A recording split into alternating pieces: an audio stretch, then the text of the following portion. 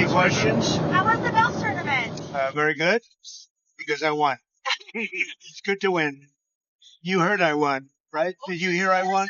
Just to back it up, you were there. I won. What's your handicap I like these to put days? it very low. I have a very low handicap. Okay, let's go. Sir, the Chinese foreign Back up a little bit. The Chinese Foreign Ministry said that the market has spoken when asked about the tariffs. What do you make of that? The market is smoking when they look at the fact that we have $1 billion trade deficit. When you look at the trade deficit that we have with certain countries, way over $1 billion per country. But with China, it's $1 trillion. And we have to solve our trade deficit. We have $1 trillion trade deficit with China. Hundreds of billions of dollars a year we lose with China. And unless we solve that problem, I'm not going to make a deal. Now, I'm willing to deal with China, but they have to solve their surplus. We have a tremendous deficit problem with China. They have a surplus of at least $1 trillion a year. I think it's like $1.1 trillion. And I want that solved. And no other president's taken it on. I had to take it on the last time, and then we had a rigged election. No other president's taken it on. And so China is, they say the market's smoking. China is right now taking a big hit because everyone knows we're right. They have to pay tariffs because otherwise we have a surplus, that they have a surplus with us that is not sustainable. Mr. President. And we're talking about $1 trillion. You know that, right? We're not going to lose $1 trillion for the privilege of buying pencils from China.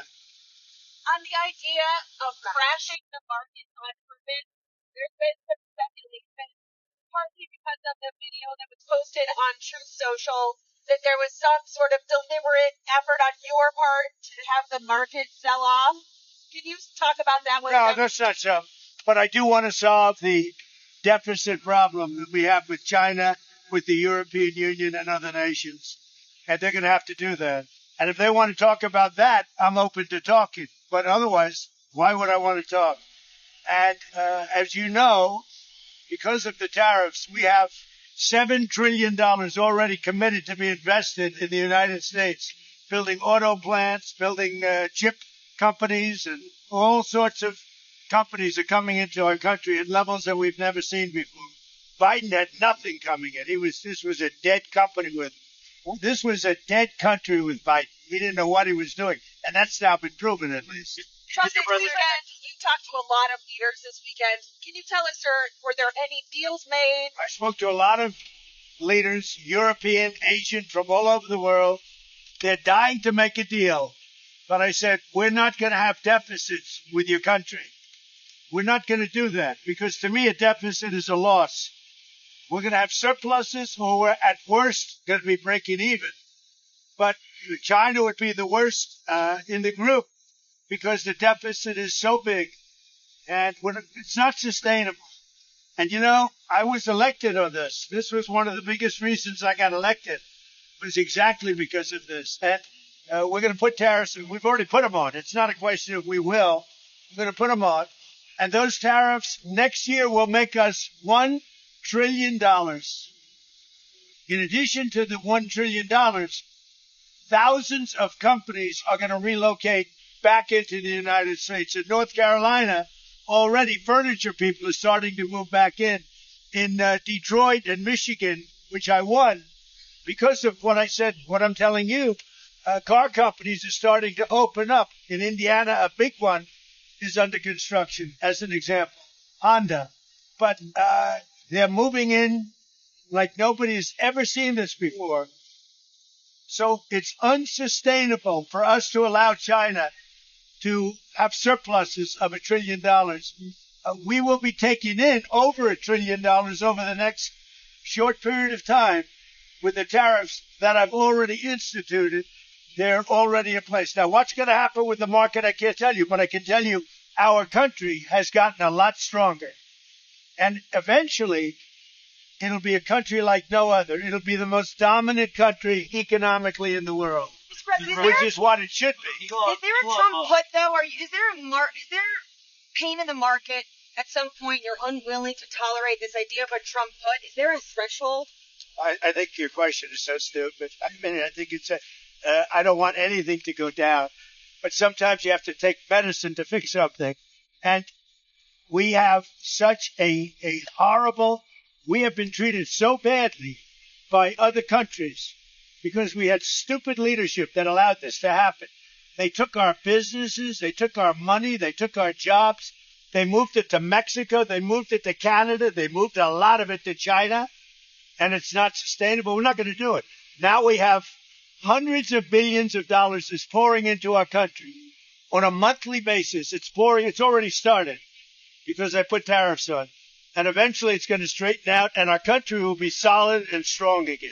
Elon Musk has said he goes for zero tariffs between the U.S. and Europe. Is that a place you'd like to also get to? Well, the problem is that Europe has made a fortune with us. You know, Europe also has had a tremendous surplus with the United States. Europe has treated us, it's a little smaller, but they've treated us very, very badly. China has, but Europe has also. Europe has been very, very bad to us. Europe has taken our leaders for a ride. They don't take our cars. They don't take our food products. They don't take anything. And we take their cars, Mercedes, Volkswagen, BMW. You know, we take their millions of cars. They take no cars. They don't take our farm product. They don't take anything. Europe's treated us very badly. We put a big tariff on Europe. They are coming to the table. They want to talk.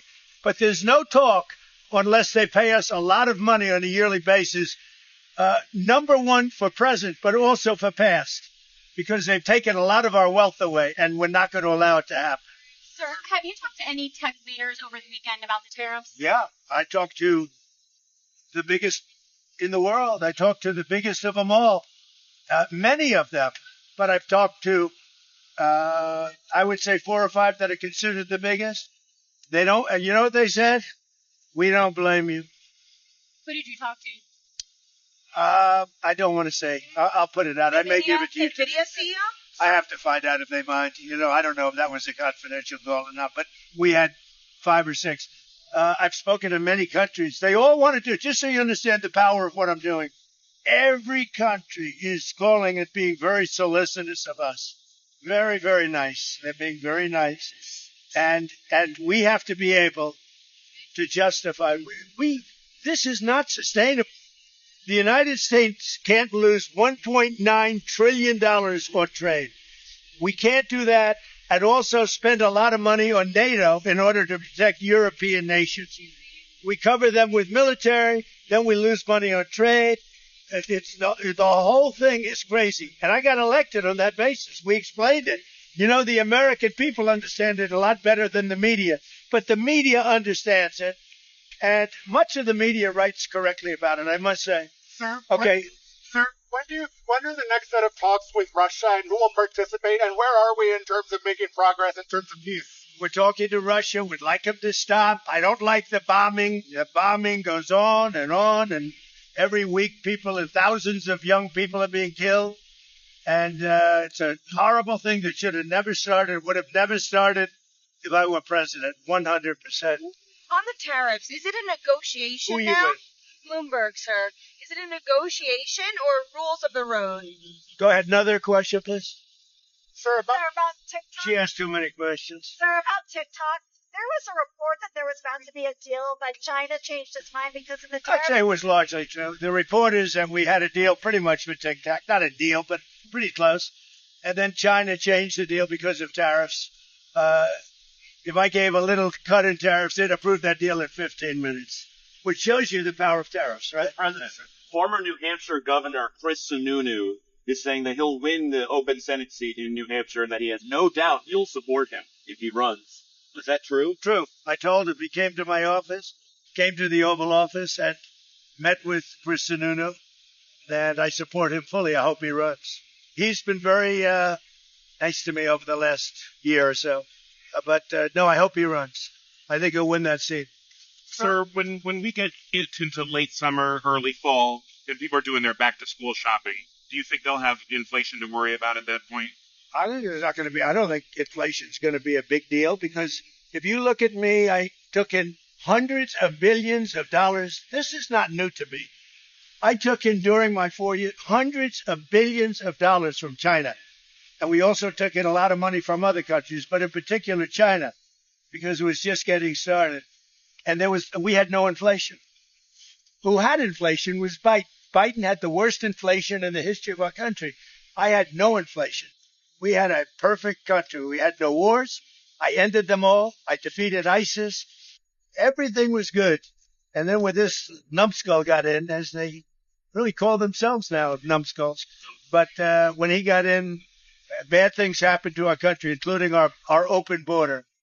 That now we're doing very well with. We have the best numbers on the border that we've ever had. Speaking of the border, have you talked to Attorney General Pam Bondi recently about the cases going on with the deportations? Yeah, sure. It's really sad when you think that Biden allowed millions of people to come in, and if they find one, now I will tell you, the one, somebody said he's a member of MS-13, not Tren de Aragua.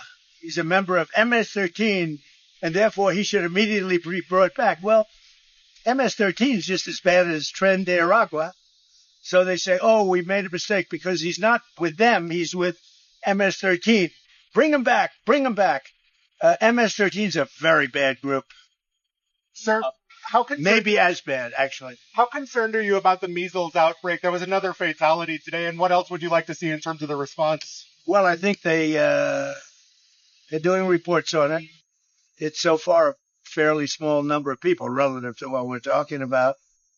Something that people have known about for many, many years. I mean, measles has been, this is not something new.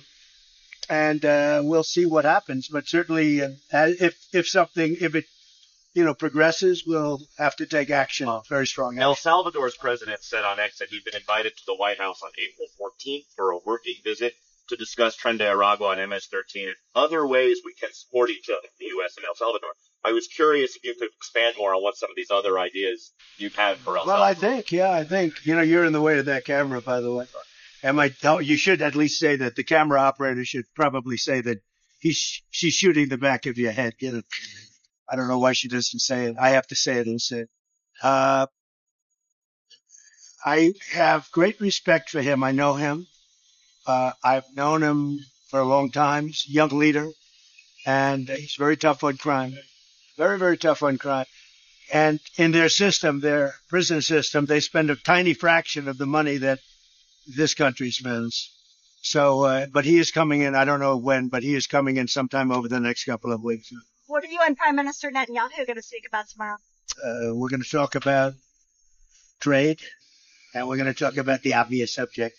You know what the obvious subject is. Do you have any news for us on the obvious subject? I'm trying to do trade just to keep it down. No, look, there's a lot of things going on with the Middle East right now that have to be silenced. We had no problem with the Middle East. Everything was done. We had no problem with Iran. We had no problem with anybody. And then you had October 7th. And that was all because Iran, as you know, was not giving money to anybody because they had no money.